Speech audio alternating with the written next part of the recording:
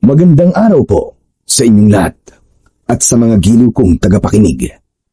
Sa araw na ito ay mapapakinggan po natin ang buhay ng 18 taong gulang na si Rodel. Ang binatang pinagkalooban ng isang agimat ng kulay pulang kabayo. Ano ang misyon na kailangan niyang tuparin? Magtagumpay kaya siya sa pagpuksa sa kampon ng kadiliman? Ano-ano ang mga bagay na matututunan ni Rodel sa pagtuklas ng kakayahan ng kanyang agimat? Matanggap kaya niya ang lihim ng kanyang amang si Mang Philip? Sama-sama po nating pakinggan ang kwento at pakikipagsapalaran ng binatang kutsero na may gabay ng kulay pulang kabayo. Ngunit bago po ang lahat, mga idol, huwag po nating kalimutan mag-subscribe at i-hit ang notification bell sa aking YouTube channel na The Voice Addict at Apong Isaak para sa mas marami pang makapigil hiningang kwentong aswang at katatakutan mula sa mundo ng kababalaghan. Umpisahan na po natin ang kwento. Rodel! Rodel, nasaan ka ba? Rodel! Ano ka ba naman, Marco? Bakit ka ba sumisigaw? Pambihira ka naman, tao ka, oh. Dinaig mo pa ang hinahabol ng 10 halimaw, ah. Diyos ko, nandito ka lang pala eh. Kanina pa kitang hinahanap tol eh. Nalibit ko na yata ang buong baryo sa kakahanap sa'yo. Teka, sandali lang. Umayos ka nga muna. Bakit mo ba ako hinahanap, ha? Ano ba kasi yun? O sabihin mo na. Kinakabahan na naman ako sa'yo, eh. Tol, ano kasi, masamang balita. Tsak na mabibigla ka. Kasi, ganito, Ano ba kasing balita ang sinasabi mo, Marco? Sa tono ng pananalita mo, eh. Para bang may nangyari sa pamilya ko, eh. pare ito na nga, huwag ka mabibigla. Kasi si Buddy eh. Bakit, pare? Ano nangyari kay Buddy? Rodel, sumama ka na lang sa akin. Ang hirap ipaliwanag sa'yo eh. Tara na, bilisan mo. Kailangan mo tong makita. Wala nang nagawa ang may 18 taong gulang na si Rodel nang hawakan ang kanyang kamay at hinila siya ng kaibigang si Marco. Tinahak nila ang daan papunta sa lugar kung saan ito nanggaling. Halos kalad ka rin siya ng kanyang kaibigan. Marating lang nila ang bahagi ng kakahuyang pinagtalian niya sa kanyang alagang kabayo. Wala silang imikang dalawa habang mabilis ang kanilang takbo. Bumundol ang kaba sa dibdib ni Rodel. Pakiramdam niya ay merong masamang nangyari kay Buddy. Halos manginig ang buo niyang katawan dahil sa pag-aalala. Ilang saglit lang ang lumipas ay bumungad sa kanyang paningin ang umpukan ng maraming tao. Nagkakagulo ang mga ito sa pagtingin sa kabayong nakahiga sa lupa. Halos lahat ng nakakakita sa nangyari ay napapaantandang krus at tumitingala pa sa langit. Nang naramdaman ng mga tao ang presensya ni Rodel, umalis sa mga ito sa paligid ni Buddy. Kaya naman, tumambad sa kanyang paningin ang kaawa-awa niyang kabayo. Naramdaman niya ang pagbitiw ng kamay ni Marco sa kanyang braso at tinapik siya nito sa balikat. Dahan-dahan siyang lumapit at tuluyang nalantad sa kanyang paningin ang nakahigang kabayo. Sa tabi nito ay ang kanyang amang si Mang Philip. Basang-basa ang pisngi nito dahil sa luwa. Alam niyang ang nakahandusay na kabayong si Buddy ay wala ng buhay at matigas na ang katawan. Tila pinagbagsakan ng langit at lupa si Rodel sa eksenang yon. Umagos ang masaganang luha niya sa pisngi at napalood sa tabi nito. Hindi niya maipaliwanag ang sakit habang nakatingin sa muka ng kanyang alagang hayop. Tay, ano to? Ano nangyari? Bakit ganyan ang itsura ng kabayo ko, Buddy? Buddy! Sino may gawa nito kay Buddy, tay? Anak, lakasan mo ang loob mo. Nakita lang siya ng kaibigan ko na wala ng buhay na nakahandusay dito sa lupa. Kutob ko, may pumatay sa kanya, anak. Itay, bakit nangyari to kay Buddy? Buddy! Sino ang hayop na gumawa nito sa'yo? Tay, Wala na akong alagang kabayo. Mga hayop sila! Pinatay nila si Buddy! Umayo ang kanyang amang si Mang Philip at inalalayan siyang tumayo para hindi niya makita ang mga sugat sa katawan ng kabayo.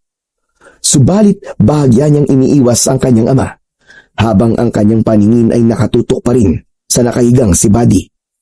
Naliligo ito sa sariling dugo. Dilat ang mga mata at nakalaylay pa ang dila.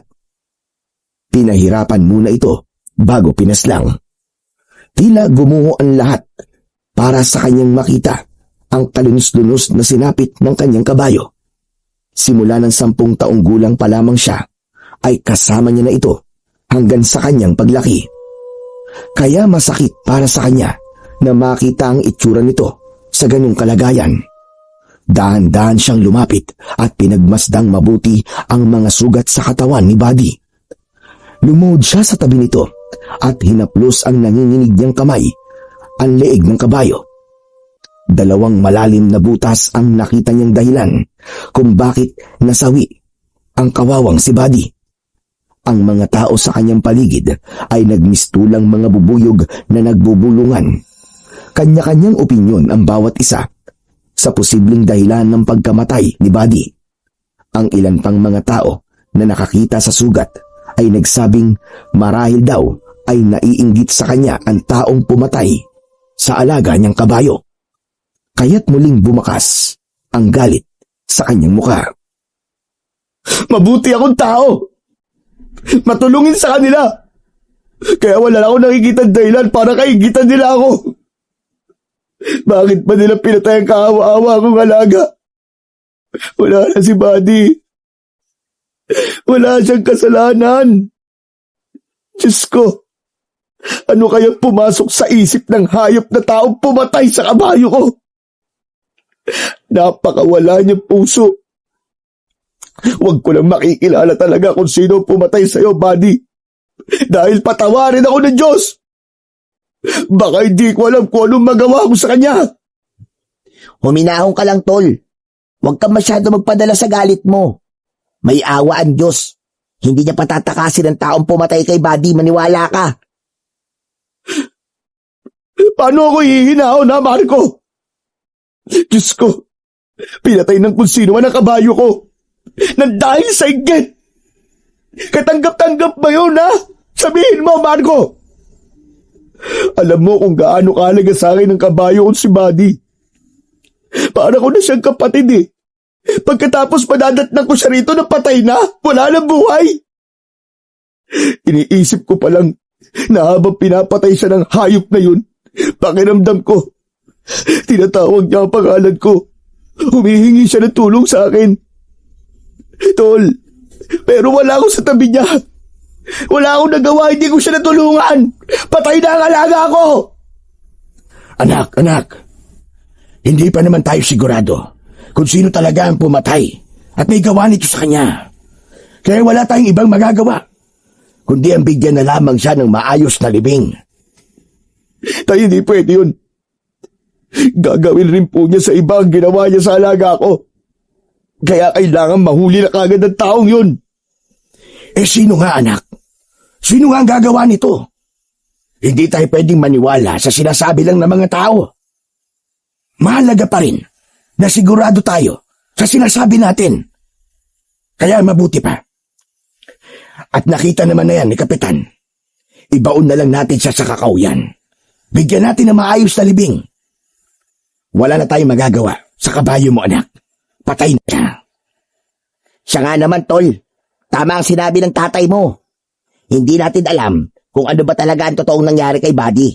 Kaya hindi tayo maaaring magbitaw ng mga salita na para bang may pinagbibintangan tayo. Hindi mo ba nakikita?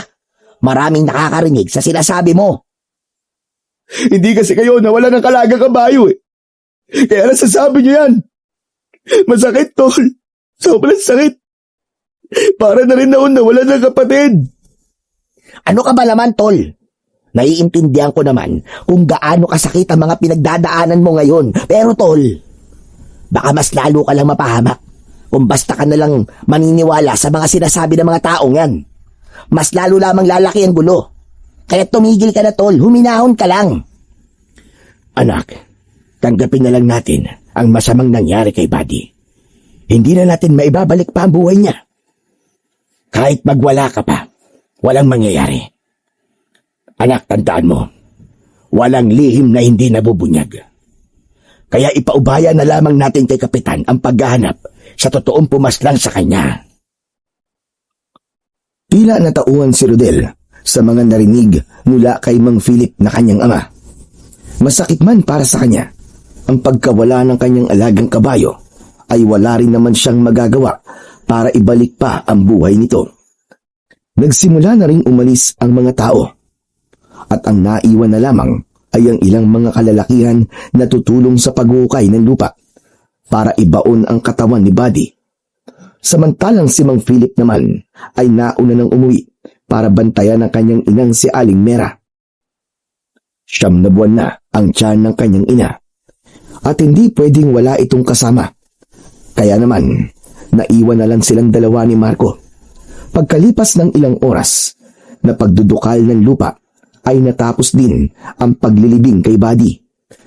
Nanatiling nakatingin si Rodel sa libingan nito habang tahimik na umiiyak. Naramdaman niya ang pagtapik ng kamay ni Marco sa kanyang balikat bilang tanda ng pakikiramay nito sa kanya. Tol, alam kong makakalimutan mo rin ang nangyari kay Buddy. Tatagan mo lang ang loob mo. Hindi talaga siya para sa iyo eh. Marahil ay may bagong dadating na kabayo para sa iyo. Huwag ka lang mainit, tol. Sigurado ko, may plano ang Diyos, kaya nangyari to sa iyo. Tol, hindi lang madaling kalimutan ng alaga kong si Buddy. Lalo na't hindi pa rin malinaw sa akin kung bakit siya pinatay. Hindi ako titigil, Tol, hanggat hindi ko nahahanap ang taong pumatay sa kanya. Sisiguraduhin kong pagsisisihan niya to. Tol, palagi ako nasa tabi mo ha. Kaibigan kita eh. Kaya't karamay mo ko sa paghahanap sa tao may gawa nito sa kabayo mo. O paano, tol? Kailangan ko na munang umalis. Kailangan ko pa kasing balikan ng kabayo ko sa paradahan eh. Ibinilin ko lang yun sa mga kaibigan natin. Sige, Tol, maraming salamat. Sige, iwan mo na ako. Gusto ko mapag-isa. Tol, umuwi ka kagad ha. Wag ka magpapaabot ng dilim dito sa gubat. Alam mo naman na maraming mababangis na hayop sa lugar na to. Isang tango ang itinugon ni Rodel sa paalala na yon ni Marco bago niya muling binalingan ang buwagag na lupang itinabon sa katawan ng kanyang alagang kabayo. Kahapon lang ay masaya pa sila na gumala sa buong kakahuyan para maghanap ng malawak na damuhang pwede niyang pagpastulan dito. Narinig na lamang niya ang papalayong yabag ng paa ng kaibigan bago tuluyang kumalat ang katahimikan sa kanyang paligid. Ngunit maya-maya pa ay bigla na lamang siyang nakarinig ng isang malakas na pag-alingaw-ngaw ng halinghing ng isang kabayo. Nagmula yun sa madilim na bahagi ng kakahuyan. Napaangat siya ng muka at inilinga ang kanyang paningin sa paligid. Muling naulit ang halinghing ng kabayo. Mas malakas na parabang humihingi ng tulong. Kaya naman, malalaki ang hakbang ng kanyang paa na sinundan niya kung saan nanggagaling ang tunog. Ilang di pa lang yun sa kanyang kinatatayuan. Umikot siya sa pinanggagalingan ng ingay. Sa likod mismo ng punong madalas niyang pagtalian sa kanyang kabayo, doon nagmumula ang paghuni. Bumilis ang tibok ng kanyang puso habang hindi inaalis ang paningin sa dalawang paa ng kabayong nakalitaw sa likod ng puno. Kulay pulang kabayo ang nakikita niya. Nangihina at habol ang sariling hininga. Napupuluputan ito ng baging sa katawan. Pati na sa leeg. Bahagya na ring may sugat ang kabayo dahil sa ilang beses nitong pagpupumiglas doon.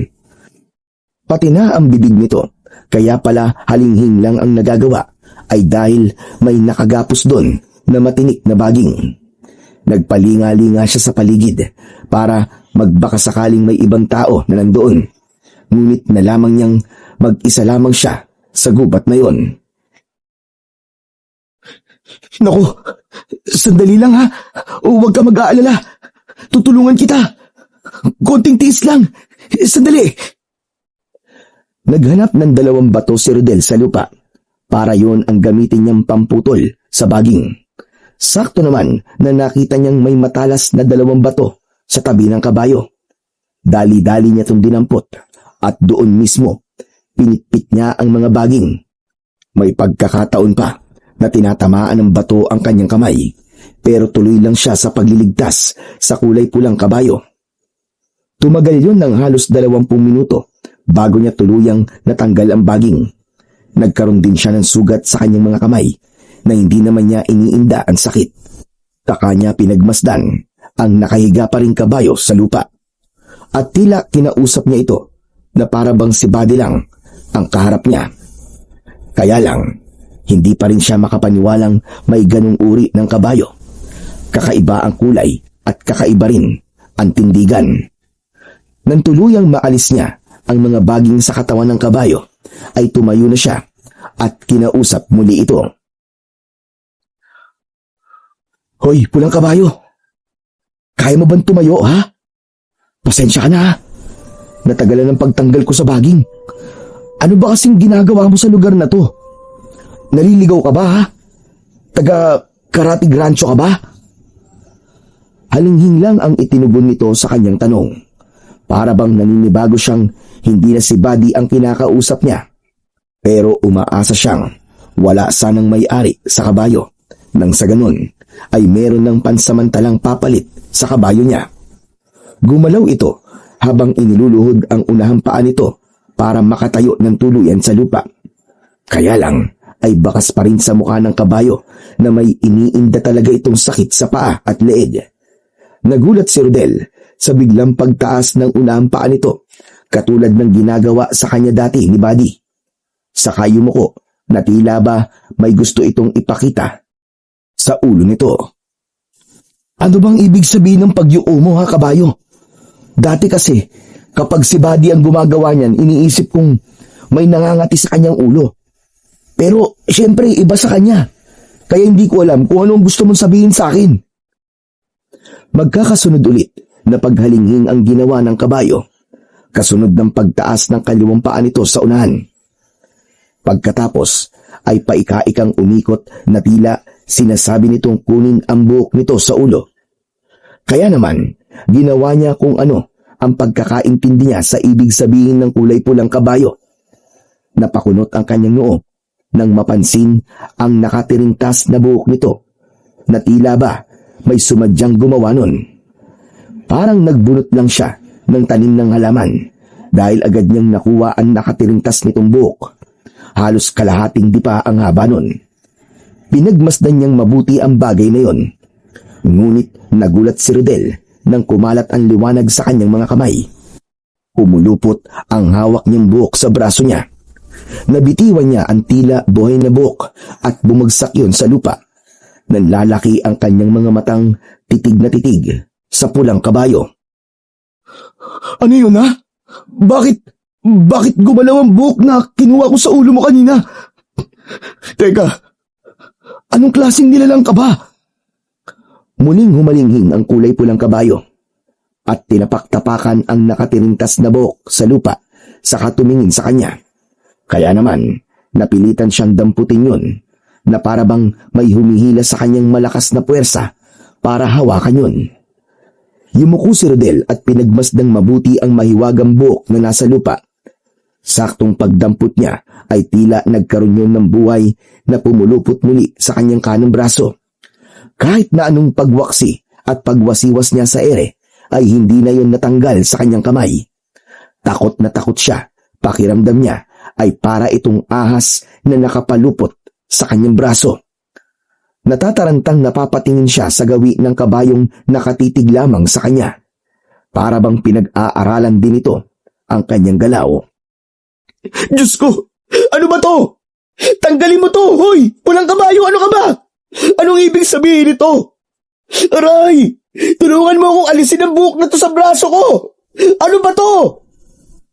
Nakaramdam si Rodel ng pagbalot ng malakas na liwanag sa buo niyang katawan. habang ang buhok ng kabayo ay nakapalupot pa rin sa kanyang kamao. Kahit na anong pagpupumiglas ang gawin niya, ay hindi niya talaga matanggal ang bagay na yon sa kanyang kamay. Hindi kumikilos ang kulay pulang kabayo para tulungan siya. Lumitaw ang liwanag sa kanyang kamay at bumalot yon sa katawan ng kabayong nakatayo sa kanyang harapan. Naghilom ang mga sugat nito sa binti at leeg. Umangat ang paa nito sa lupa at lumutang sa ere. Taktong paglapat muli ng mga paa nito sa lupa, ay nagsalita ito. Bagamat hindi nito ibinubuka ang bibig, alam niyang may tinig siyang naririnig habang nakatingin siya sa mga mata ng kabayo. Tila ba sa pamamagitan ng kanilang paningin ay nagagawa siya nitong kausapin. Sinabi nitong huwag siyang matakot dahil ang agimat sa kanyang braso ay biyayang nagmula sa kulay pulang kabayo. Ito raw ang gabay ng agimat na ibinigay sa kanya. Isang uri ng kapangyarihang magagamit niya laban sa kampon ng kadiliman na maghahasik ng lagim sa kanilang baryo.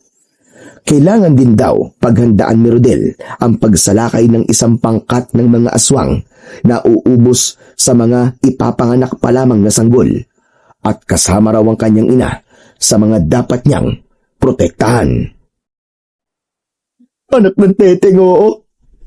Nasisiraan na ba ako ng ulo? Resulta na ba ito ng labis kong galit kanina? Muling sumagot ang kulay pulang kabayo. Sinabi nitong huwag niyang baliwalain ang mga sinasabi nito dahil darating na ang pagsalakay ng mga aswang na manananggal. Anak nang, ano ba yan? Ano bang aswang ang pinagsasasabi mo, ha? Hindi ako naniniwala sa mga aswang, kalokohan yun. Isang malaking kalokohan lang yun. Muling humalinghing ang kulay pulang kabayo, ngunit sa pagkakataong yun ay mas lalo itong lumapit sa kanya. Nalaman ni Rodel na ang kulay pulang kabayo ay ang magsisilbing tagapagbantay niya sa oras na lalaban na siya sa mga aswang. At totoo ang aswang na sinasabi nito. Isang patunay raw na naririnig niya ang sinasabi nito, indikasyon ng malakas na epekto ng agimat sa kanyang katawan. Itigil mo na nga ang kalokohan mo, pulang kabayo. Ang kulay mo pa nga lang eh. Hindi ko na alam kung paano ko ipapaliwanag sa mga magulang ko eh. Baka nga hindi ka pa nila tanggapin eh. Pagkatapos haharap pa ako sa mga aswang. Kaya kung sino ka man na naglalaro sa isip ko, lumayas ka! Layuan mo ako!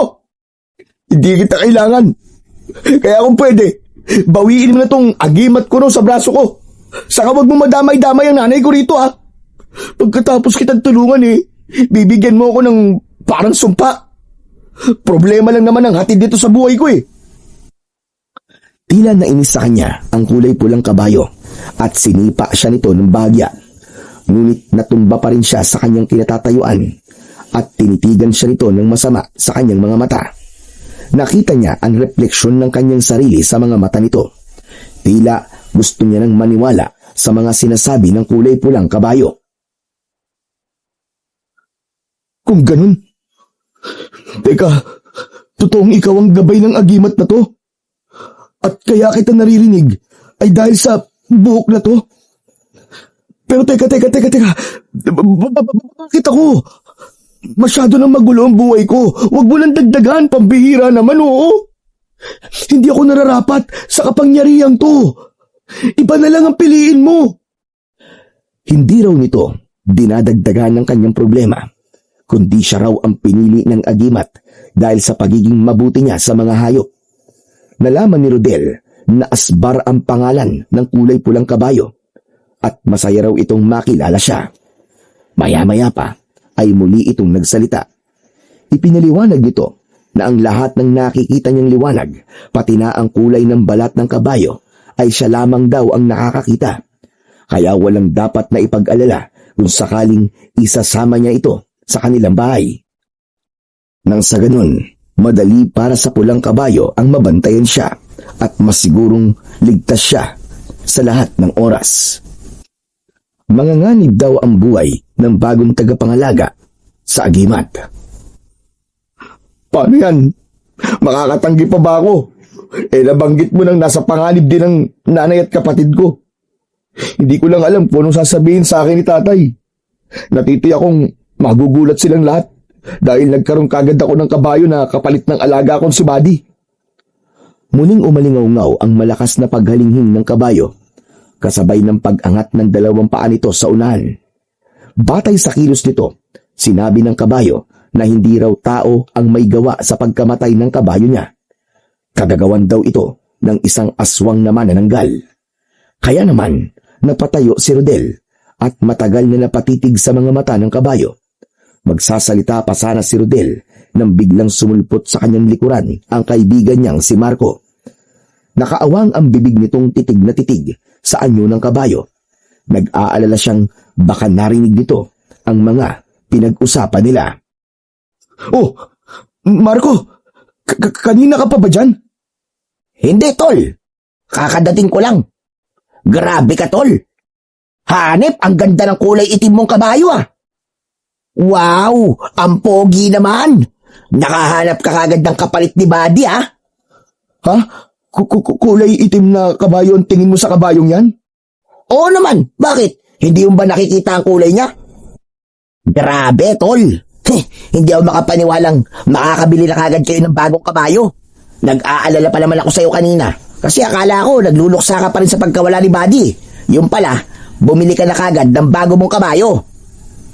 Tol, nagkakamali ka sa iniisip mo. Anong nagkakamali ang sinasabi mo, Rodel? Magiging sikat ka na naman dahil sa matikas mong kabayo. Yun ang panigurado. Saka lang naalala ni Rodel ang buhok na nakapalupot sa kanyang kamay. Kaya mabilis niya yung itinago sa kanyang likuran.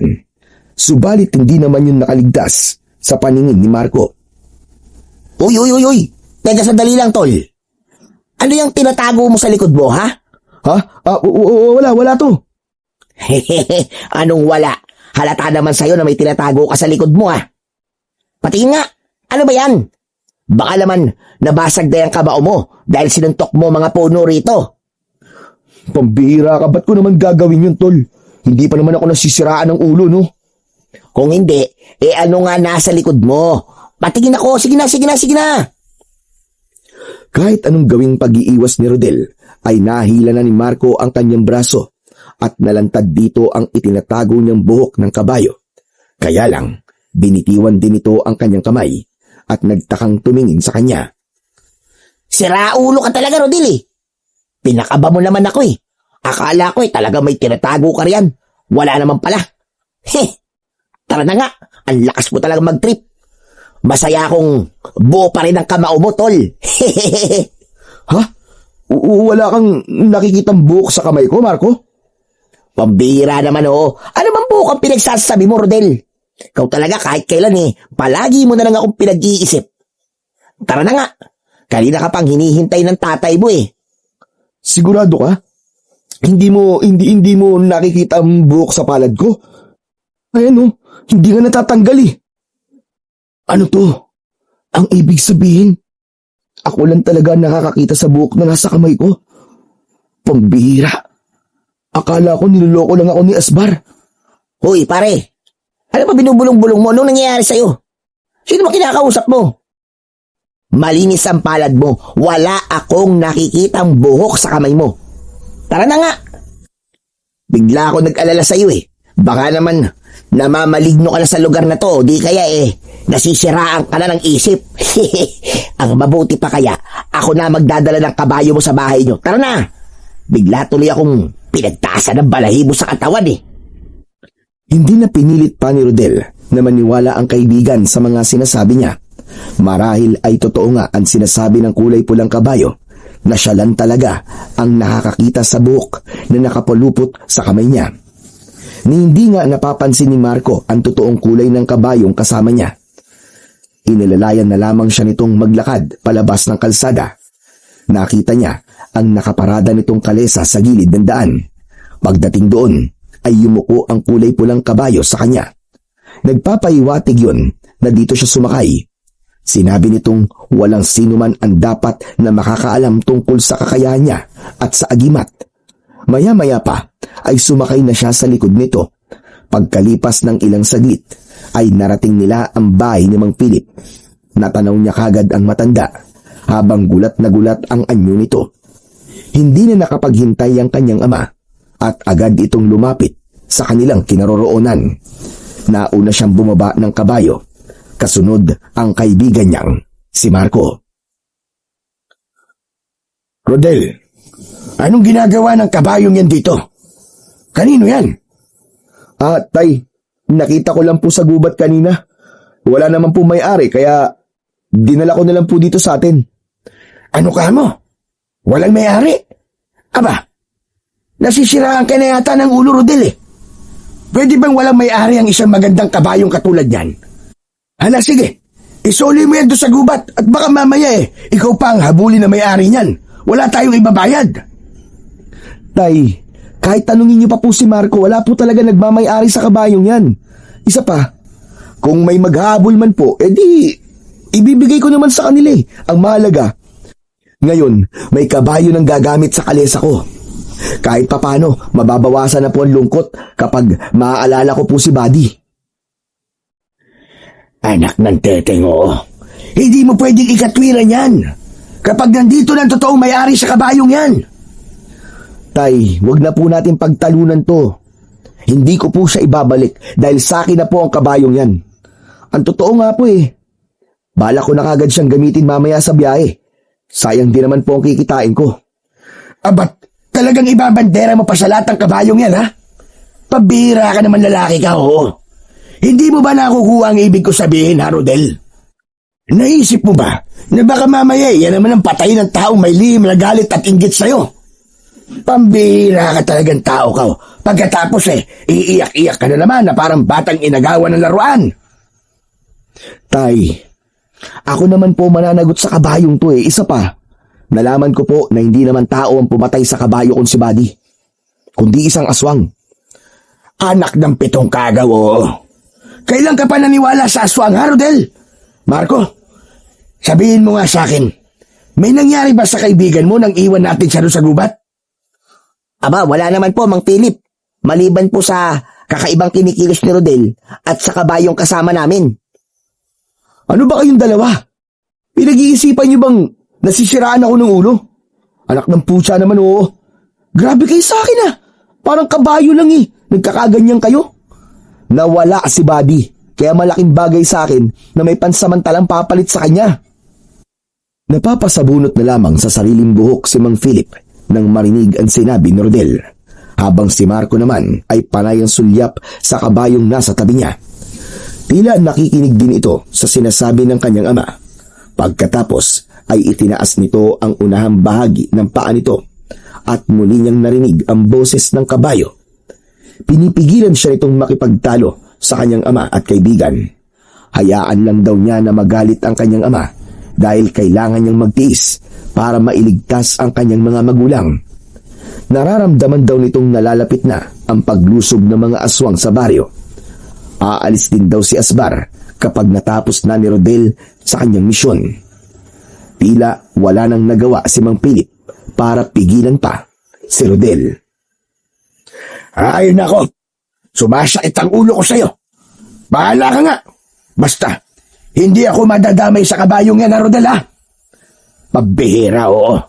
Marami na nga tayong problema Dadagdag pa ang kabayong yan. Bahala ka sa buhay mo. Mabilis na tumalikod sa kanila si Mang Philip, kaya naman si Marco na lang ang naiwang nakatayo sa tabi niya. O paano, tol?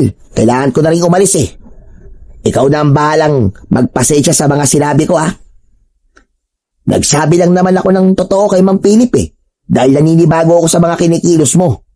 Para bang may inililihim ka sa akin? Yun lang din kasi ang napapansin ko sa'yo, tol. Biruin mo, saglit lang kitang iniwan sa gubat na yun pero parang may nagbago na kagad sa'yo. Basta, ang hirap ipaliwanag. Pero alam mo naman palagi kitang sinusuportahan sa lahat ng magiging desisyon mo sa buhay mo Maraming salamat, tol, Hindi lang talaga mawala sa isip ko kung paanong namatay si Buddy. Kaya naman, sabi ka kung magkaroon muli ng bagong kabayo. Na kahit pa paano makalimutan ko mga nangyari sa kanya. Pero tol paalala lang, bilang kaibigan mo, iwasan mo muna magkaroon ng kabayo. Kasi baka mamaya niyan maulit lang yung mga nangyari kay Buddy.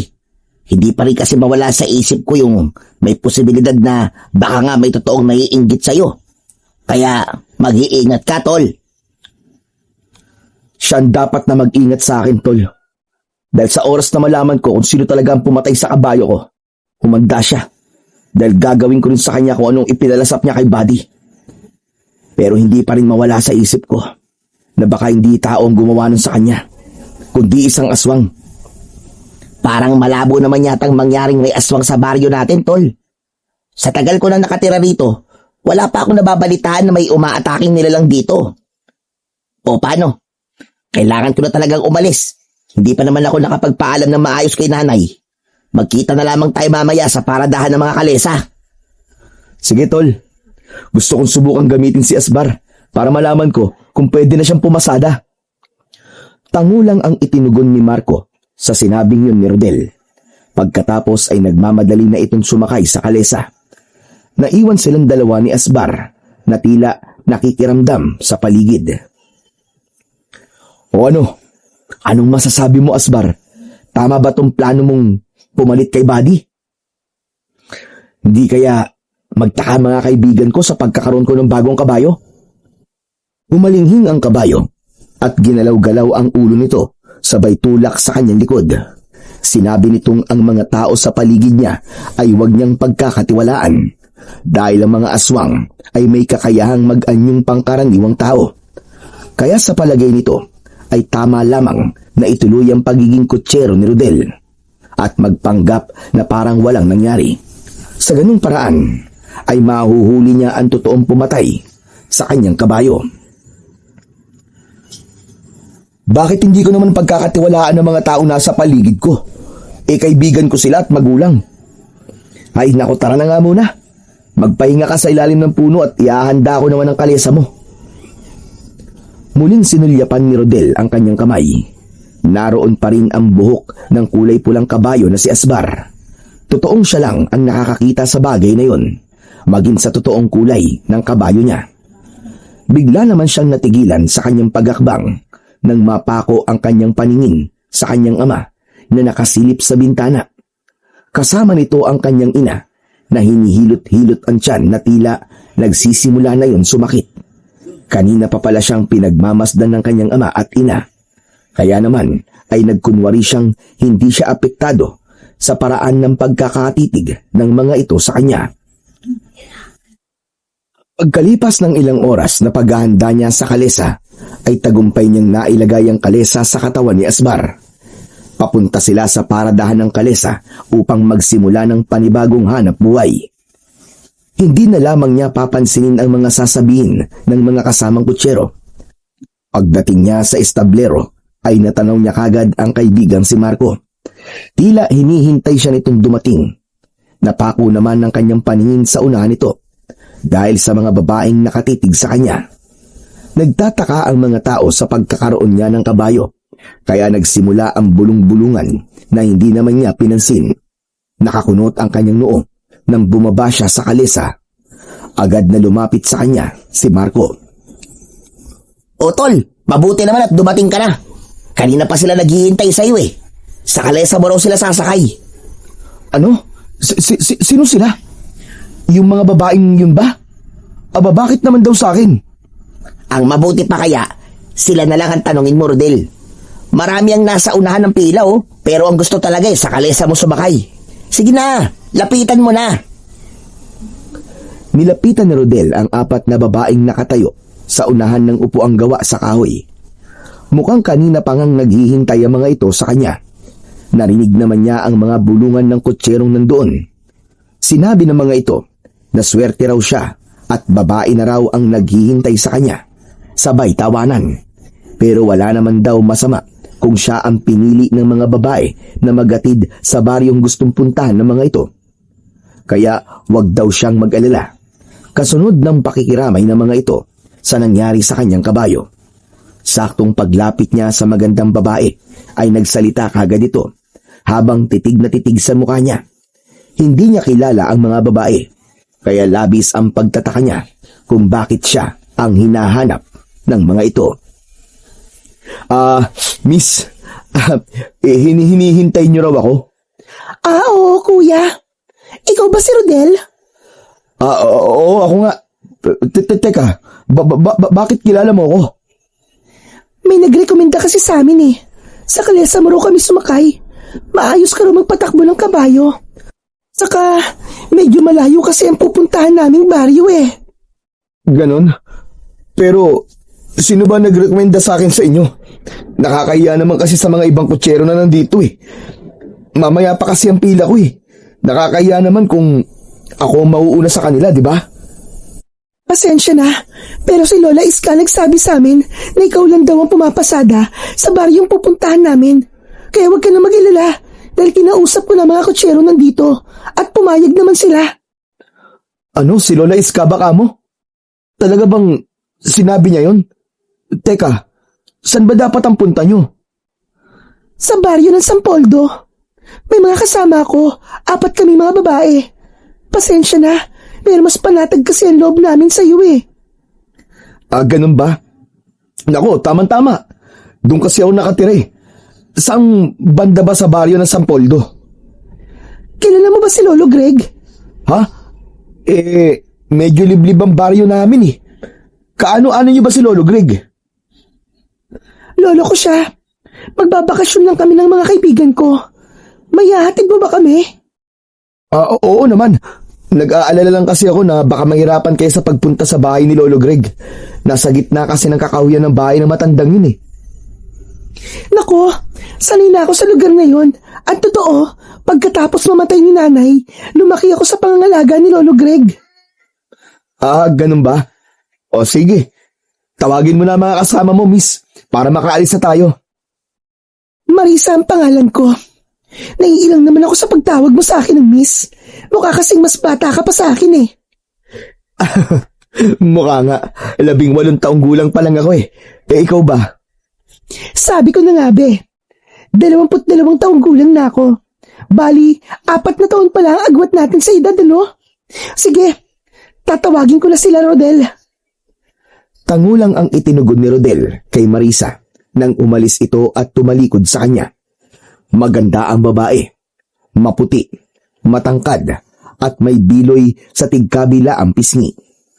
Kaya hindi niya masisisi ang mga kalalakihang kutsero na hindi mapatingin sa magandang si Marisa.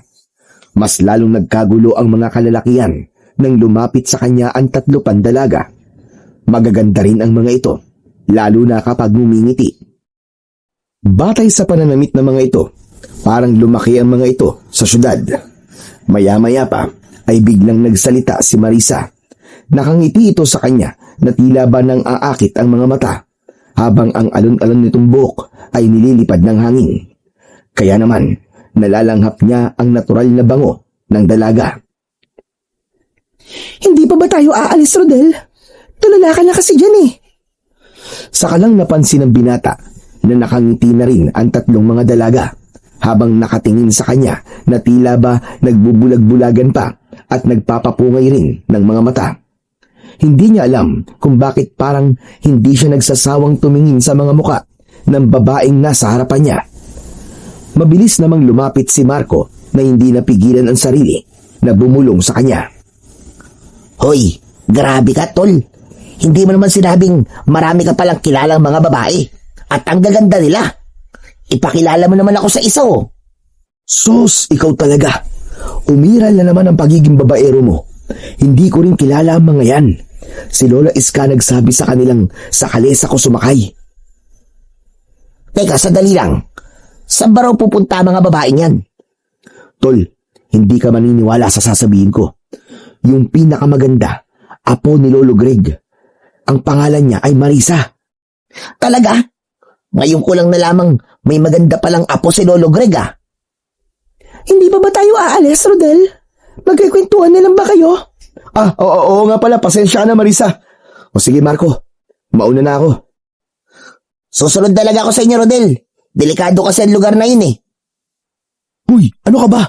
Hinaan mo naman ang boses mo. Baka mamaya niyan eh, marinig ka nila. Magalit pa sila sa'yo. Saka lang binalingan ni Rodel si Marisa na naghihintay sa tapat ng kalesa, habang ang 3 pa nitong mga kasama ay mataman lang na nakatitig sa kanya. Ayos! Sige na! Sumakay na kayo sa kalesa, Marisa. Tamang-tama sa inyong upuan ng kalesa ko dahil pang-apatan ng upuan yan. Pero kung hindi naman kayo komportable, pwede pa tayong kumuha ng isa pang kalesa. Nandito naman ang kaibigan ko si Marco eh.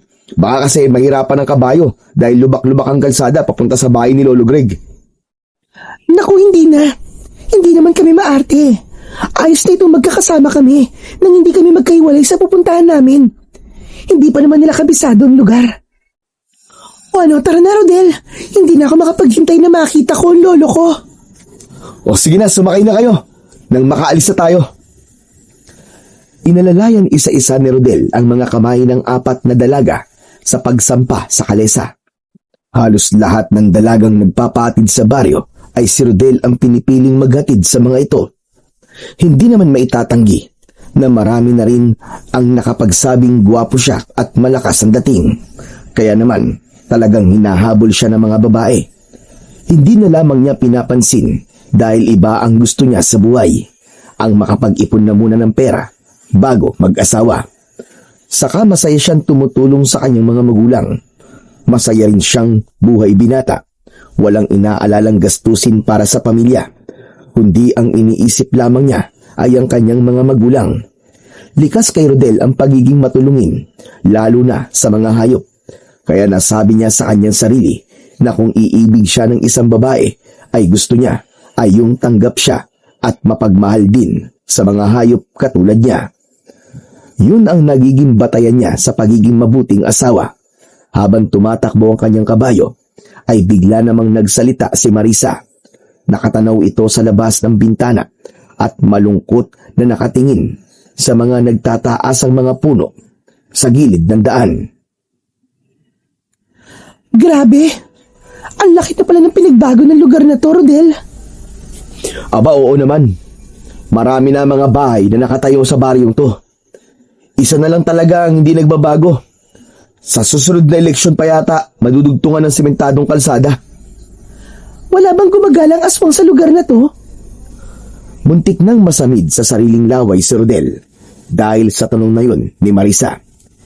Hindi siya maaaring magkwento kung meron bang aswang na gumagala sa baryo o wala dahil hindi pa rin naman siya siguradong totoo ngang may aswang sa kanilang lugar. Bukod pa ron, ay ayaw niyang magdulot ng takot sa kanyang mga pasahero ang mga sasabihin niya.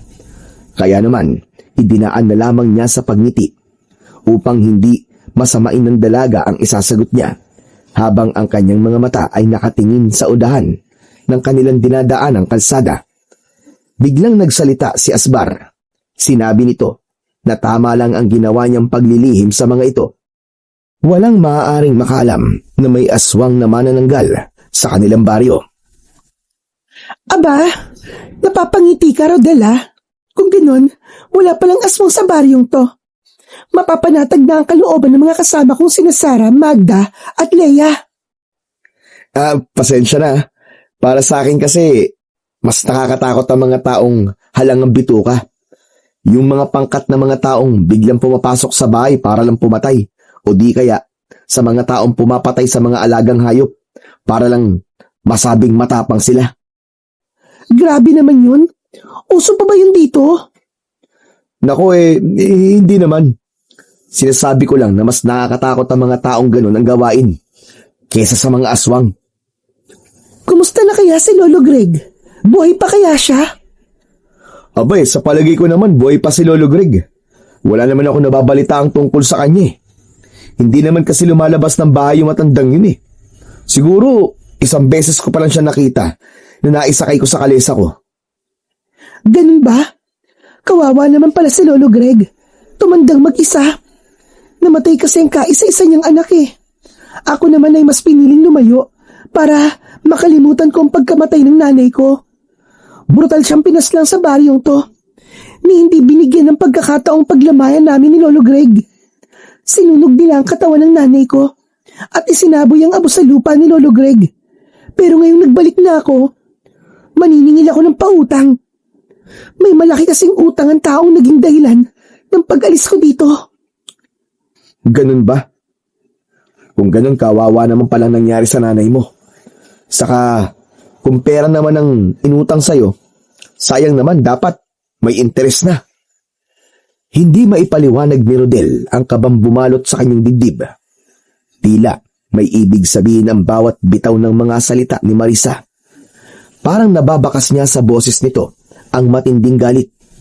Ngunit kasabay naman ito ay ang pagtataka niya dahil wala naman siyang nababalita ang babaeng sinunog sa lugar nila. Marahil ay biktima rin ang nanay ni Marisa ng mga walang kabuluhang pagpaslang. Muling pumagitna ang katahimikan hanggang sa makarating sila sa baryo ng San Poldo. Itinigil ni Rodel ang sasakyang kalesa sa tapat ng sirang bahay. Kailangan pa ng mga babae na maglakad papasok sa kakawyan para makarating sa bahay ng matanda.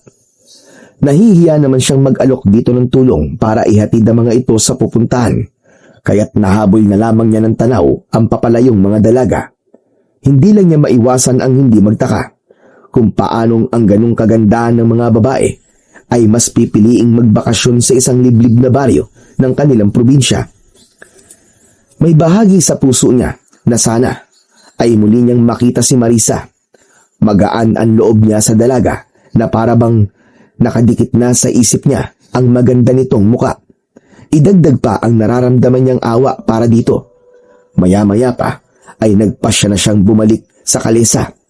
Pagsakay niya sa kanyang kabayo ay bigla siyang nagulat sa pagtaas ng unahan ng paa ni Asbar, kasunod ng malakas nitong paghalinging.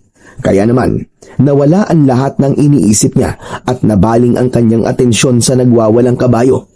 Sinabi nitong hindi maganda ang pakiramdam nito sa lugar na pinaghatiran sa mga babae. Ho! Ho! Kalma lang, Asbar! Ho! Ano bang ibig mo sabihin? Inilinga ni Rodel ang kanyang paningin sa paligid. Wala naman siyang nakikitang nilalang na maaaring katakutan ni Asbar. Sinabi nito kay Rodel na mabigat ang enerhiyang nararamdaman nito sa kakawyan. Pamilyar daw yun sa pakiramdam ni Asbar. Alam ni Rodel na talagang iniiwasan ang lugar na yon ng mga katulad niyang kutsero. Mabanggit pa lamang ang pangalan ni Greg ay umaatras na ang mga kutsero.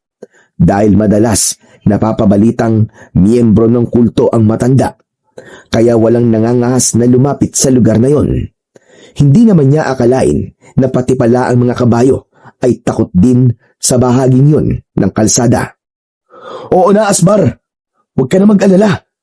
Saka bakit ka ba natatakot? Nakalimutan mo na bang hawak ko ang agimat? Basta huminahon ka na lang. Pati ako'y kinakabahan tuloy sa'yo eh. Isa pa, kanina ko pa rin nararamdaman ng bigat ng enerhiya sa lugar na to. Hindi naman ako nagulat dahil dati nang kinakatakutan ng lugar na to eh. Kaya lang hindi ko maiwasang hindi mag-alala sa mga dalagang nagpatid sa atin.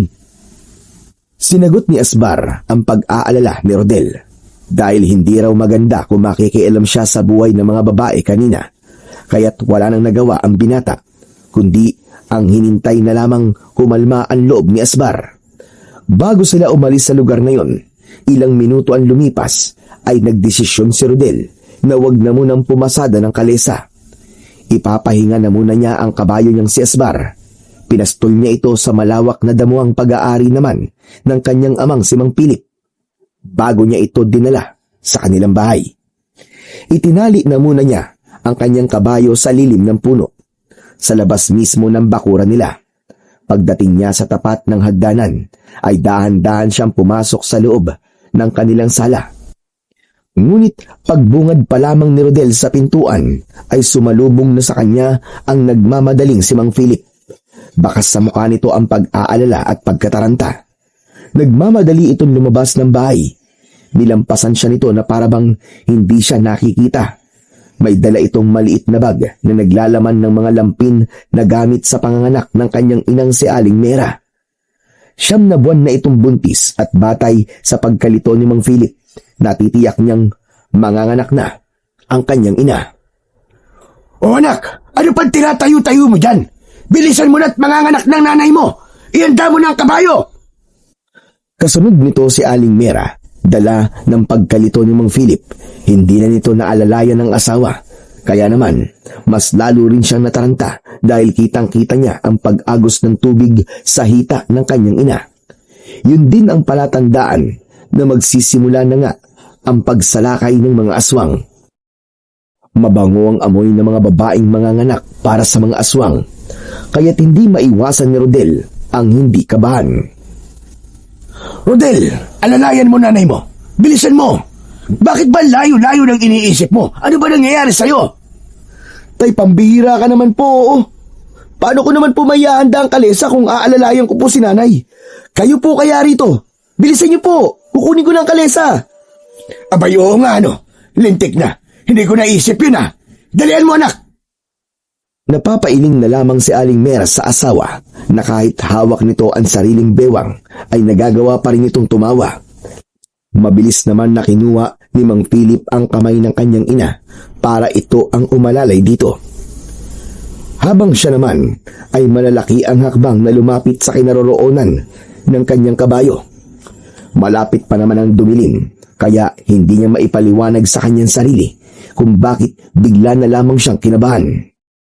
Nanginginig ang kanyang kamay na tinanggal niya ang lubid na nakatali sa puno at hinaplos ang ulo ng alaga niyang kabayo na si Asbar. Pero imbis na makisimpatya sa kanya si Asbar, ay tila natatawa pa ito sa nakikitang pagkakataranta sa kanilang mga kilos. Lumiwanag bigla ang sandatang nakapalupot sa braso ni Rodel, kaya ang ngiting yun ng kabayo ay tila naglaho at nagpalipat-lipat ang tingin kina Rodel at Aling Mera.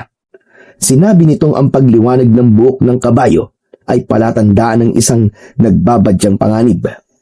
Bigla ang pagbundol ng kaba sa kanyang dibdib dahil hindi siya nagkamali sa kanyang nararamdaman. Maya-maya pa ay dumating naman ang kaibigan niyang si Marco. Humahangos itong lumapit sa kanya. Tol, ano nangyari? Saan dadali si Aling Mera? Manganganak na si Nanay Tol. Dadali na muna namin siya sa pinakamalapit na pagamutan. Ganun ba? O sige, iatid ko muna tong pasahero ko at susunod ako sa inyo ron. Sige Tol, salamat. Mabuti na yung may mga kasama ako sa daan. Bigla kasi akong kinabahan para mapanatag din ang loob ko. Huwag ka mag-alala, Tol. Nakahanda akong tumulong sa'yo. Dito man lang makabawi ako sa lahat ng atraso ko sa'yo. Kasabay ng pagtalikod ni Marco kay Rodel ay ang pagsigaw naman ng kanyang ama. Nagmamadali ito habang nakaalalay pa rin sa asawa. Hindi naman naalis sa isip niya ang mga sinabi ni Marco sa kanya bago ito tuluyang sumampa sa kalesa at nagmamadaling umalis dahil wala naman siyang naaalalang may atraso ito sa kanya. Rodel ba? Bilisan mo! Opo, nandiyan na po tay! Mabilis na inihanda ni Rodel ang kabayo sa kanyang kalesa habang si Mang Philip naman ay inilalayan ang asawa na sumampa sa kalesa. Nang handa na ang lahat ay agad niyang pinatakbo ang kabayo at binagtas ang lubak-lubak na kalsada.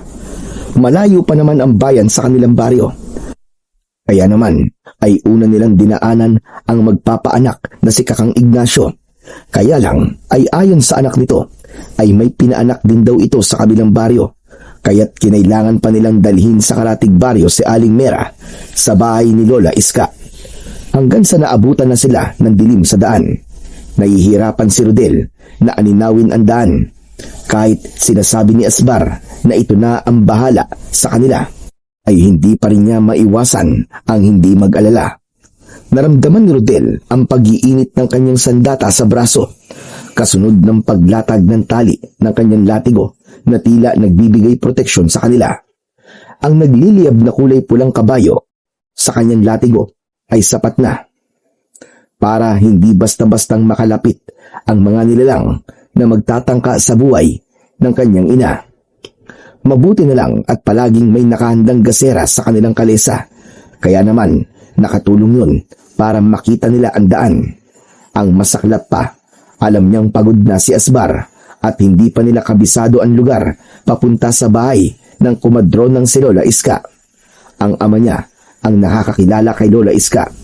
Subalit matagal na panahon na raw nang ito ay bumisita sa matanda. Kung siya naman ang tatanungin, ay bihira lang din niyang maisakay si Lola Iska sa kanyang kalesa. Kaya nga nagtataka siyang inirekomenda siya nito sa mga babae kanina. Diyos ko po, Rodel. Lumalabas na ang dugo sa hita ni Mera. Ano nang gagawin natin? Mukhang dito na siya manganganak. Paano yan, Tay? Tsak na malayo pa po tayo sa bahay ni Lola Iska. Mera, konting tiis na lang asawa ko. Tiisin mo muna ang sakit. Huwag ka munang manganganak. Ngunit hindi na napigilan ni Aling Mera ang hindi mapasigaw sa sobrang pananakit ng tiyan nito. Kasabay ng sunod-sunod nitong pag-iri at sinasabing nararamdaman na nito ang ulo ng bata. Kaya umalalay si Mang Philip habang si Asbar naman ay bahagyang binagala ng pagtakbo. Samantalang si Rodel, habang hindi nakatingin ng kanyang mga magulang, ay panay ang pagwasiwas niya sa hangin ng nagliliyab-yang latigo. At bawat pag-asinta niya ng kanyang sandata ay meron siyang naririnig na pagputok sa itaas na parabang may nasusunog na nilalang. Kasunod ang malalakas na pag-angil ng mga nilalang sa impapawid. Maya-maya pa ay bigla silang nakarinig ng malakas na paghuni ng isang malaking ibon sa impapawid. Kaya't natigilan sila at nagkatingin ng mag-ama. Kanina pa nila naririnig ang malalakas na pagaspas ng pakpak sa impapawid na tila ba umiikot lang yun sa kanilang kinaroroonan. Tay, ang mabuti pa po ipagpatuloy ko po ang mabilis na pagpapatakbo sa kalesa para po kasing may kung anong nilalang nasa taas ng puno Mabuti pa nga anak. Kanina ko pa naririnig na tila may nasusunog na kung anong bagay sa hangin. Sige po, Tay. Kumapit lang po kayo at wag niyo pong aalisin ang tingin niyo kay nanay. Ito na po.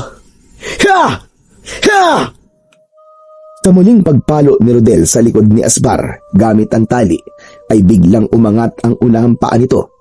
Kasabay ng paghalinghing ng malakas, sinabi nitong ang mga ingay sa itaas ng puno ay dahil sa aswang na manananggal na kanina pang nakasunod sa kanila.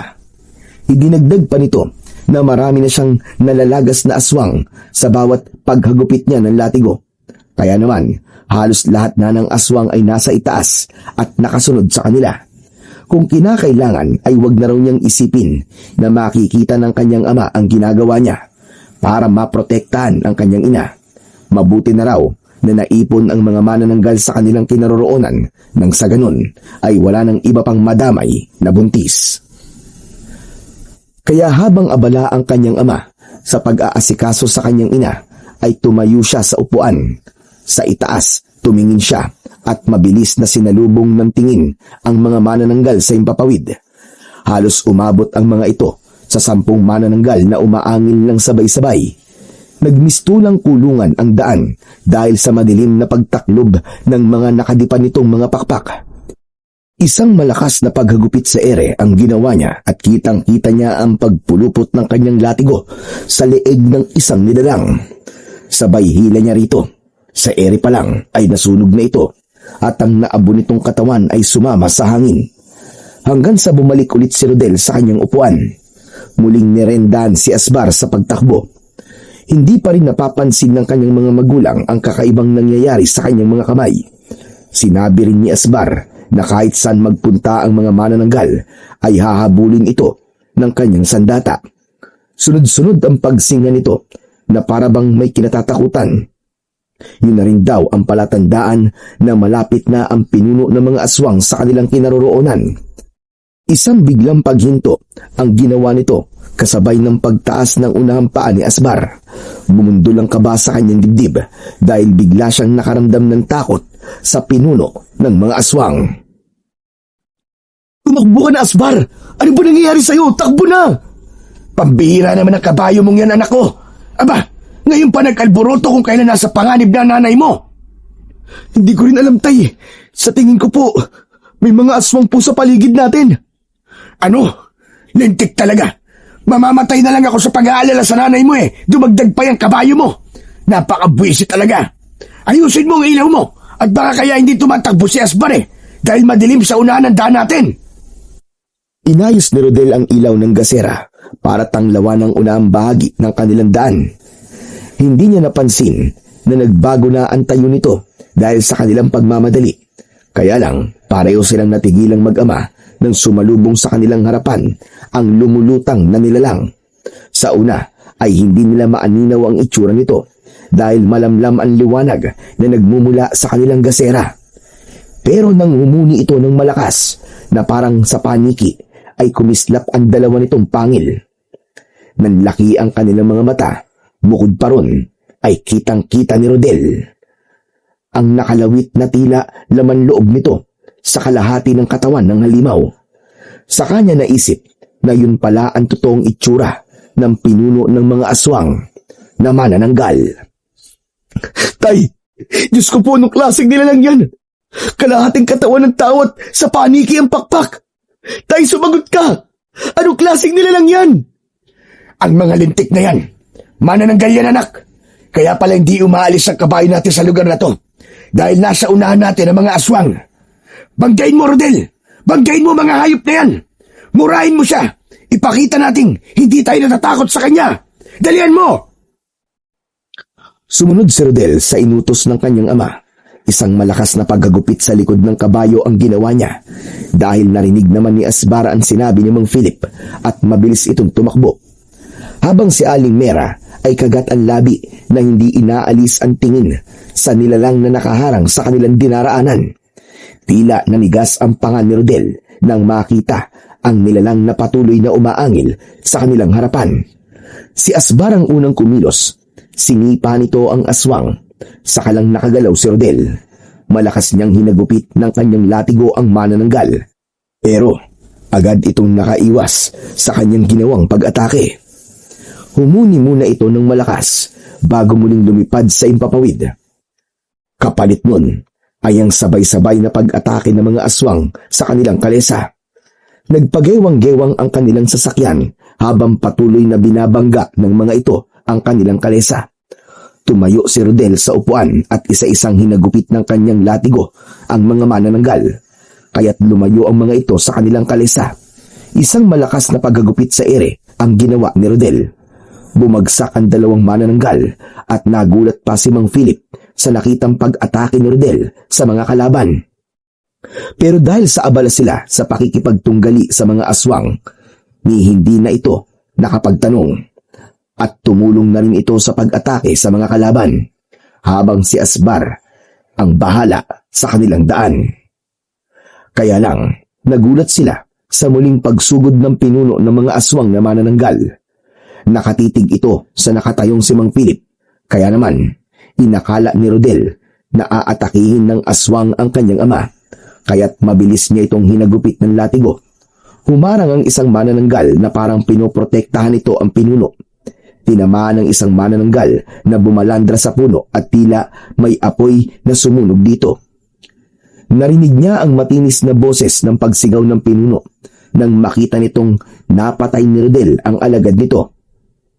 Mabilis ang pagsirit ng takbo ng kabayo sa makipot na daan. Halos hindi lumapat ang mga paa ni Asbar sa lupa, habang ang mga manananggal ay patuloy na sumusunod sa kanila. Hindi na nila alam kung tama pa ba ang daan na tinatahak nila. Ang mahalaga ay makaalis sila sa lugar na yun. Tuluyan ng hindi natiis ni Aling Mera ang paglabas ng anak. Sa kalagitnaan ng kalsada sa loob ng kalesa, narinig nila ang malakas na pag-iyak ng bagong silang na sanggol. Mas naging agresibo ang mga nilalang sa impapawid at mas dumami ang mga aswang na manananggal na humahabol sa kanila.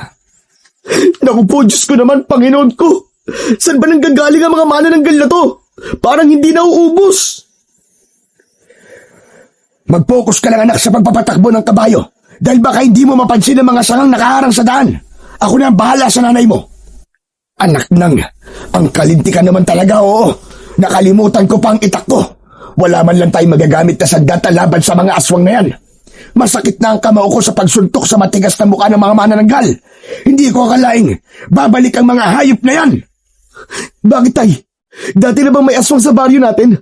Akala ko po hindi sila totoo. Saka, parang ang dami po nila, tay. Anong gagawin ko? Basta, sa unahan lang ang tingin mo, anak. Ang kapatid mo ang pakay nila. Mga hayop na yan. Sa oras na makaligtas tayo sa kanila, ako naman ang hahabol sa mga aswang na yan. Dapat maaga pa lang, mapatay na mga yan, bago pa tuluyang makapagparami. Paano niyo po nalaman ng mga manananggalang aswang na yan, tay? Dahil minsan na ako nakapatay ng mga aswang na kagaya niyan. 20 taon nang nakakalipas. Kaya akala ko, naubos ko na ang mga lintik na yan. Mahirap patayin ng mga manananggal. Kailangan mo pang humanap ng maiwagang buhok ng kulay pulang kabayo. Pero nang makita kong ginawa mo kanina, Rodel, alam kong ikaw ang nagtataglay ng sandatang yon. At ang kabayong pumalit kay Buddy ay ang kabayong matagal ko nang hinahanap. Di ba? Dinadaya niya ang paningin ng mga tao para itago ang totoo niyang itsura. Kaya sa ngayon, masaya akong nagkataon na napunta yan sa'yo.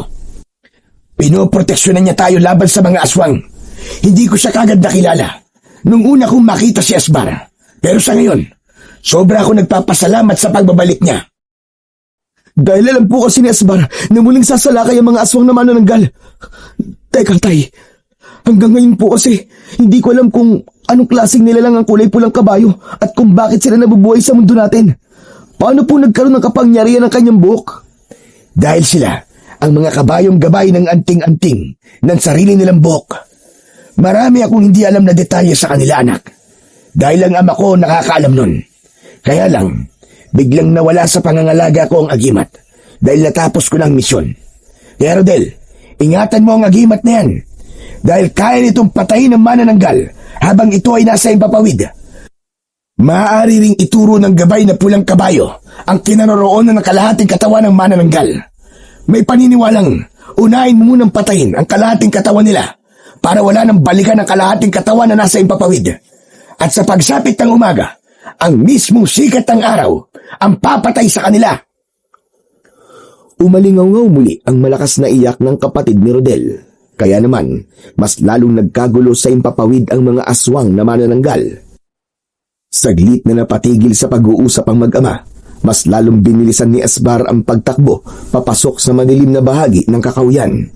At sinabi nito kay Rodel na mas malakas ang puwersa ngayon ng mga aswang, kaya maging handa at bantayan ang sanggol sa kanilang kalesa. Ha! Tay! Kumapit kayo mabuti!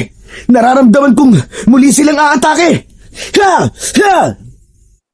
Sa kaubod lakas na pinalo ni Rodel ang likod ng kabayong si Asbar gamit ang lubid.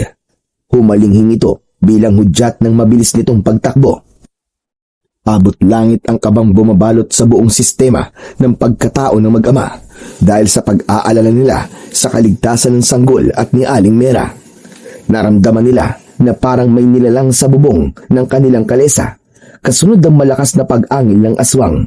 Mas hinigpitan ni Rodel ang pagkakakapit sa kanyang hawak na lubid na parabang dito siya humuhugot ng lakas, habang ang kanyang latigo ay nakasuporta sa kalesa upang hindi makalapit ang mga manananggal sa kinaroroonan ng mag-ina. Ngunit bigla silang natigilan nang biglang nagsalita ang aswang. Bakas ang matinding galit sa tono ng boses nito. Hindi na kayo makakatakas sa akin. Papatayin ko kayong lahat. Lalo na ang batang yan. Ibigay nyo sa akin ang sanggol na yan nang hindi na kayo mahirapan. Hayop ka! Umalis ka sa bubong ng kalesa namin! Sa oras na magkaroon ako ng pagkakataon, ako mismo ang papatay sa iyong halimaw ka! Katulad ba ng pagpatay mo sa nanay ko? Ang kapal ng mukha mong paalisin kami. Masyado ka naman yatang nagpapakaama sa batang yan. Pagkatapos mong abandonahin ang una mong pamilya, hindi ba? Tinalikuran mo kami at pinatay mo ang kaawa-awa kong ina. Kaya kapag nagkaroon ako ng pagkakataon, ako mismo ang papatay sa iyong hayop ka. Tandaan mo yan! Tay, anong sinasabi ng manananggal niya sa bubong? Anong pamilya sinasabi niya? Huwag ka maniniwala sa kanya, Rodel. Nagsisinungaling siya. Nililito ka lang niya para magtagumpay siya sa binabalak sa kapatid mo. Kaya sige na, hagupitin mo na sila ng latigo. Ikaw at sinungaling. Pinatay mo ang nanay ko para sa pangalawang pamilya mo.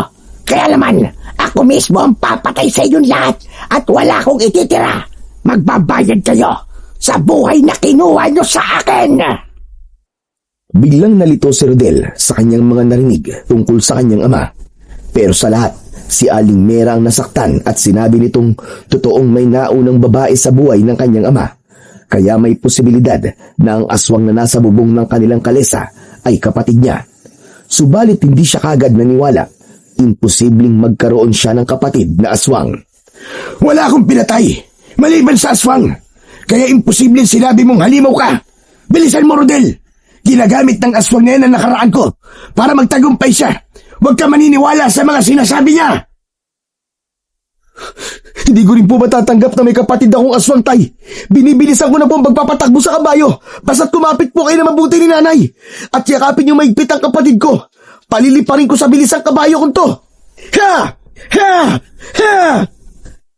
Dahan-dahan lang, anak, ang paggagupit ng latigo sa likod ng kabayo. Malalim ang sugat ni Asbar. Baka manghina siya at maabutan tayo ng mga aswang na umahabol sa atin. Parang hindi sila napapagod lahat at desperadong makuha talaga ang kapatid mo. Hindi na kayo makakatakas sa amin. Ito na ang katapusan ng mga amang walang silbi. Mga inutil! Tumigil ka! Kung totoo ka na kita, hindi ka magiging masamang kagaya mo. Aalamin na muna niya kung bakit kami nagkaiwalay ni Linda. At ikaw, hindi kita anak. Wala akong anak na manananggal. Sige, Rodel, bilisan mo pa! Opo, Tay. Protektahan niyo po si nanay. Kailangan matanggal ang pagkakakapit ng mga hayop na yan sa bubong natin. Ha! Ha! Ha! Napansin ni Rodel na parang binubutas ng manananggal ang bubong ng kalesa. Kaya naman, bigla niyang tinabig sa kabilang direksyon ng daan ang kabayo. Habang ang ibang mga manananggal ay nasa himpapawid at patuloy silang sinusundan. Maya-maya pa, naramdaman naman niya ang pagbaba pa ng isang manananggal. Pinagtulungan ng mga ito na butasin ang bubong, kaya mas lalong natatarantang pinalo ulit ni Rodel ang likod ni Asbar. Ni hindi ito dumaing dahil bawat sugat na lumalatay sa katawan ng kabayo ay mabilis na nagiilom. Kaya naman, bigla nitong itinaas ang unahang paa at nahulog ang dalawang manananggal mula sa bubong. Ang galing mo, Asbar! Nahulog ang mga halimaw na yun sa bubong! Ha! Ha! Saan kayo pupunta? Sige mga kasama, sirain ang kalesa at patayin ang kabayo! Muling sumirit sa pagtakbo ang kabayo papunta sa kabilang daan ng baryo, habang panay pa rin ang linga nila sa paligid at sa hulihan ng kanilang daan. Kaya't kitang-kita niya ang isang manananggal na muling nakakapit sa huliang kahoy ng kanilang kalesa. Papaakyat na ito para kunin ng kanyang kapatid. Buong tapang naman na magkakasunod na pagsuntok sa mukha ng aswang ang ginawa ni Mang Pilip. At dahil dalawang kamay ang gamit ng manananggal sa pagkahawak sa kahoy, sinalo nito lahat ang malalakas na suntok ng kanyang ama. Kaya't nakabitaw ito at muling umalingaw-ngaw ang ingay ng pagaspas ng pakpak ng aswang. Tay! Nay! Ayos lang po ba kayo dyan sa likod? Sa unahan ka lang tumingin, anak. Ako nang bahala dito. At baka maaksidente pa tayo.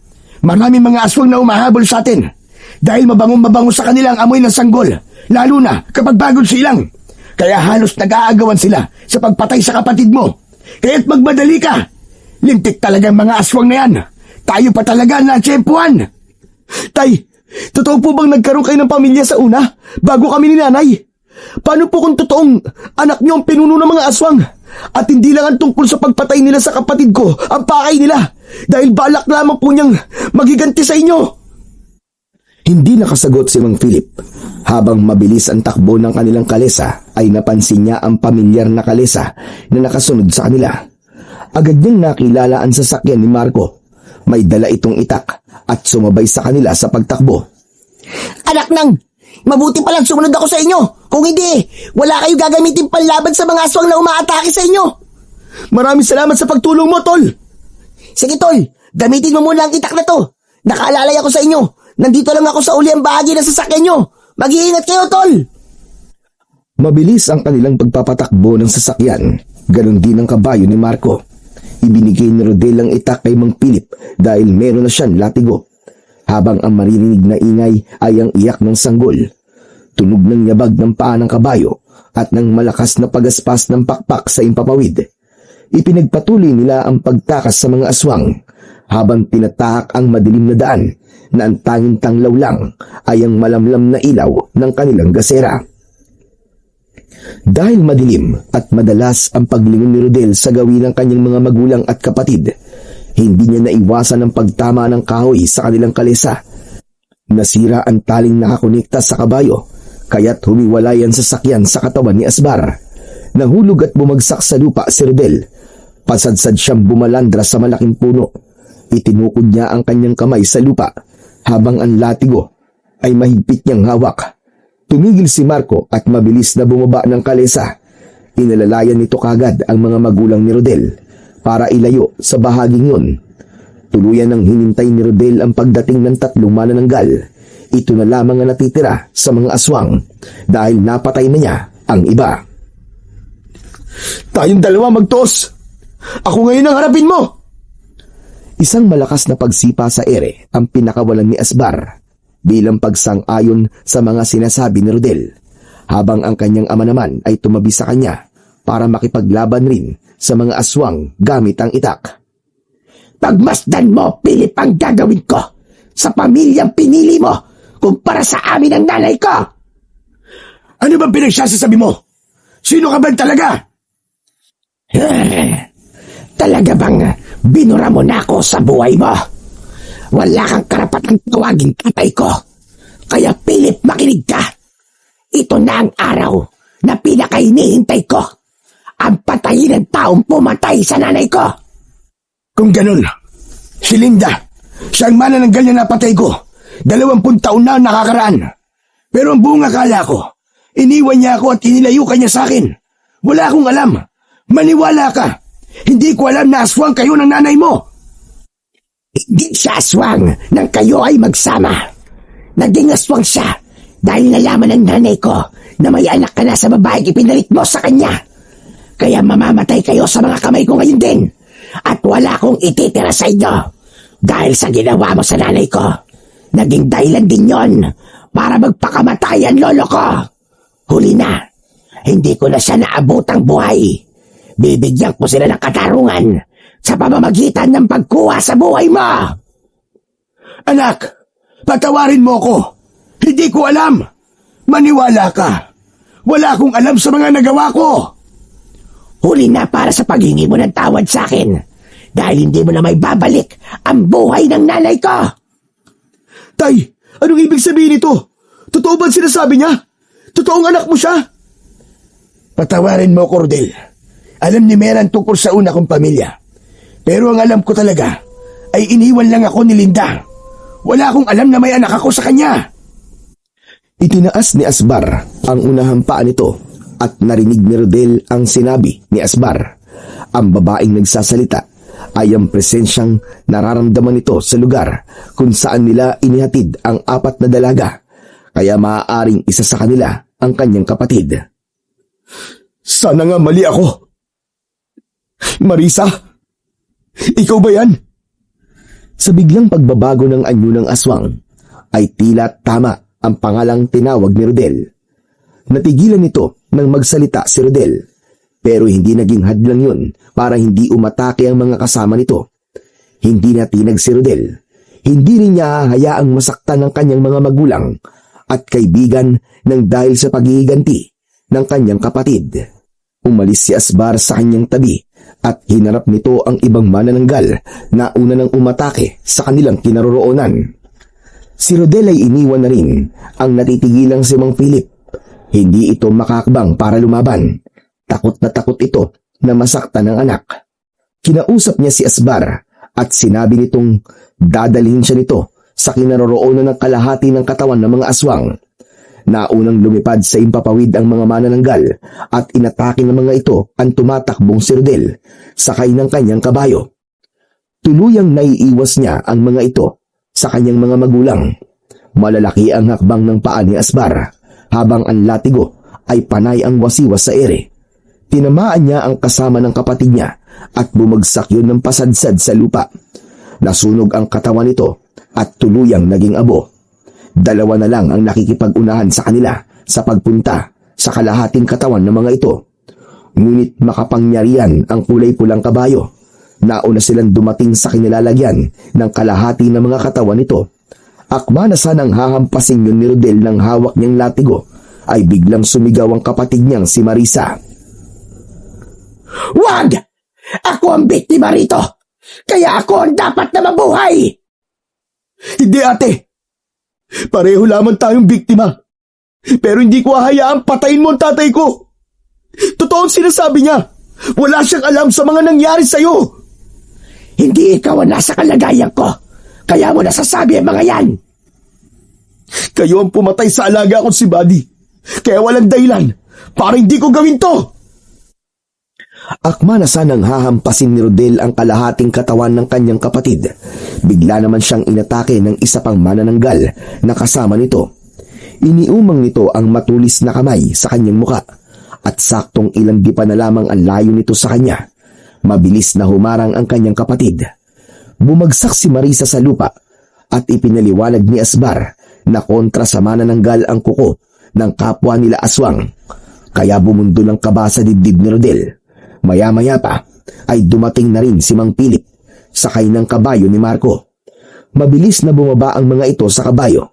Saktong pag-atake muli ng aswang ay tumayo si Rodel at hinampas niya ng latigo ang aswang na umatake kay Marisa.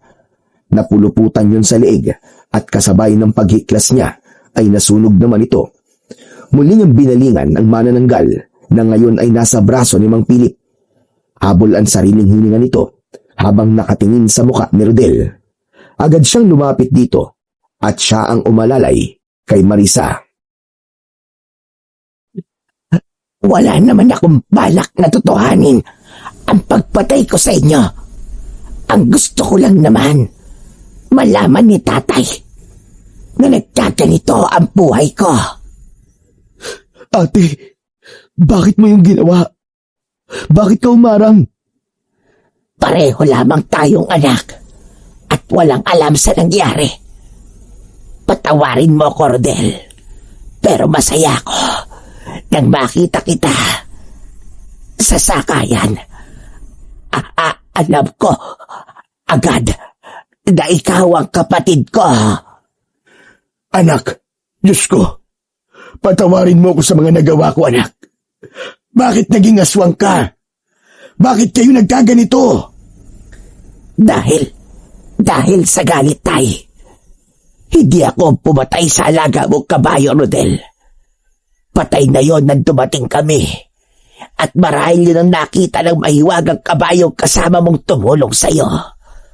May naunang pumatay sa kanya. Hindi ako.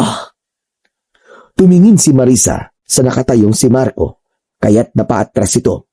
Pagkatapos ay bumakas sa muka ang pag-aalala at pagkabigla.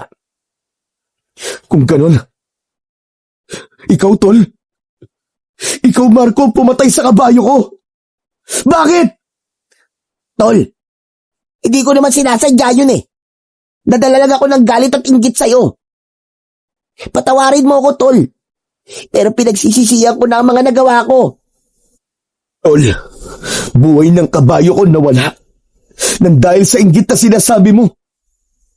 Ano ba ang kinaiinggit mo sa akin, ha? Hindi naman ako mayaman, ha? Dahil palagi ka nalang maraming pasahero. Pareho naman ang trabaho natin, pero mas malaki pa ang kinikita mo sa akin. Tol, Hindi ko inihiling na patawarin mo kagad ako dahil alam kong walang kapatawaran ang mga nagawa ko. Pero Tol, totoong nagsisisi na ako sa mga nagawa kong pagkakamali. Patawarin mo ako, Tol. hindi ako makapaniwalang ikaw na kaibigan ko pa ang papatay sa nag-iisa kong kabayo. Tol, patawarin mo ako. Hindi ako naging mabuting kaibigan sa'yo. Mabuti naman at alam mo. Tol, Marco, huwag mo ko matawag-tawag na tol. Dahil ang totoong kaibigan, hindi gagawin ang bagay na yun. Makakaalis ka na. Dahil ayoko nang makita pa ang pagmumukha mo. Sinungaling ka, traidor! Sige na, umalis ka na. Bago pa man dilim ang paningin ko sa'yong hayop ka. Wala nang nagawa pa si Marco nang ipagtulakan ito ni Rodel dahil kahit saan patignan ang ginawang yun ni Marco ay desisyon ng isang taong walang puso. Hindi matanggap ni Rodel na sa kapatid pa niyang si Marisa malalaman ang pagtatraidor sa kanya ni Marco. Muli niyang binalikan ng kanyang kapatid habang hinahabol ang sariling hininga. gawin mo na. Ilapat mo na ang latigo sa kalahating katawan ko. Nang hindi ko na maramdaman ang sakit. Sige na, Rodel. Ate, hindi ko kaya. Nakikiusap ako sa'yo. Lumaban ka. Asbar, sabihin mo, may magagawa ka ba para iligtas ang ate ko? Asbar! Malungkot na yumuko si Asbar habang hindi makatingin sa kanya. Si Mang Pilip naman ay nagpalipat-lipat ang tingin sa kabayo at kay Rodel. Tila nakikiusap din ito kay Asbar. Tay, alam ni ate ang tungkol sa agimat na papatay sa kanya, tay. Diyos ko, Marisa. Anak, alam mo mapanganib sa iyo ang agimat ng kapatid mo, pero sumugod ka pa rin. Kung ganon, binalak mong mamatay sa kamay ng kapatid mo. Ganon na ba kasama ang tingin mo sa akin, ha? Para gawin mo to. Tuluyan nang bumalik ang tunay na anyo ni Marisa habang nakahiga ito sa braso ni Mang Philip. Wala nang magagawa ang kahit na anong klaseng malakas na kapangyarihan sa oras na masugatan na ito ng kuko ng kapwa nito aswang. At hindi na nila maililigtas ang kapatid. Maghihintay na lamang sila ng pagsikat ng araw para sa kamatayan nito. Ngunit dahil sa kahilingan ni Marisa kay Rodel para hindi na ito mahirapan, hinaplos nito ang latigo at unti-unting tinupok ng apoy ang buong katawan ni Marisa kasama ng kalahating katawan nito. Umalingaw-ngaw ang malakas na pag-iyak ni Rodel at Mang Philip sa pagkawala ni Marisa. Sa braso ko, sa mga kamay ko namatay ang aking anak. Hindi ko man lang siya nayakap. Hindi ko man lang nakuha ang kapatawaran niya. Diyos ko, ang anak ko. Patawarin mo ko, Marisa. Patawarin mo ko, anak. Tay, wala po tayong kasalanan. Hindi po natin alam ang totoong nangyari sa kanya. Ang mahalaga kahit sa kahuli-huli ang sandali po, mas pinili po niyang maging mabuting nilalang. Para sa atin. Inalalayan ni Rodel na tumayo si Mang Philip. Bagsak ang balikat nitong nakatungo sa lupang iniwanan ng bakas ni Marisa. Naramdaman ni Rodel ang awa para sa kanyang ama. Alam niyang hindi rin ito kagustuhan ang nangyari sa kapatid niya. Dahil walang ama, nahahangaring mapahamak ang sariling anak. Kaya naniniwala siyang hindi man sa ngayon ay darating ang panahon na magkakaroon din sila ng pagkakataong muling magkasama-sama. Sa panahong wala ng galit sa isa't isa at pagmamahal na lamang ang natitira sa puso nila. Nang pumagitna ang katahimikan sa kanilang tatlo, ay nagpaalam naman sa kanila si Asbar. Malungkot itong umalis dahil hindi raw yun ang inaasahan itong katapusan ng aswang na nagbalik sa baryo. Hindi ito masayang merong mga nagbuwis ng buhay dahil sa galit at inggit ng isang kaibigan. Kasabay ng pag-alis ni Asbar, ang paglaho ng kanyang agimat na latigo sa kanyang mga kamay. Malungkot man ang katapusan ng buhay ng kanyang kapatid. Nakasama naman niya ito sa loob ng kanyang kalesa, habang siya ang tanging kutserong pinili nito. Tapat na ang ilang oras na nagkasama sila upang masabi niyang ang aswang na manananggal ay naging isang mabuti ring nilalang sa ngalan ng pagiging magkapatid nila. Taginawa naman ni Marco kay Rodel, patunay lamang na ang inggit sa kapwa ay walang maibubungang maganda sa buhay ng tao. Makakagawa ka ng kasalanan na habang buhay mong pagsisisihan, dahil ang kapalit nun ay ang pagkawala ng tunay mong mga kaibigan. Sabi nga sa banal na Biblia, sa Pedro Kapitulo 2, versikulo 1, ang pagtalikod sa inggit ay bahagi ng paglago sa pananampalataya. Dahil kapag ang pagmamahal sa Diyos ang papairalin, hindi ka magkakasala at makakagawa ng pagkakamali. Sa kasalukuyan ay napatawad ni Rodel ang kaibigan si Marco. Sinubukan itong bayaran ng kabayo bilang pagpapakita ng totoo nitong paghingi ng tawad. Ngunit hindi yun tinanggap ni Rodel dahil para sa kanya, ang paghingi ng tawad ng kanyang kaibigan ay pagpapakita ng tunay na intensyon nito na nagsisisi na ito sa kanyang ginawang kasalanan. Matapos ang mga pangyayaring ito, ay nagkaroon muli ng kabayo si Rodel sa tulong ng kanyang ama at magkasama muli sila ng kaibigan si Marco sa pagbiyahe ng mga kalesa nito. Wala ng galit, wala ng inggit. Tanging totoong pagkakaibigan ang naiwan na minsang sinira ng inggit, ngunit muli namang binuo ng pagpapatawad at pagmamahal.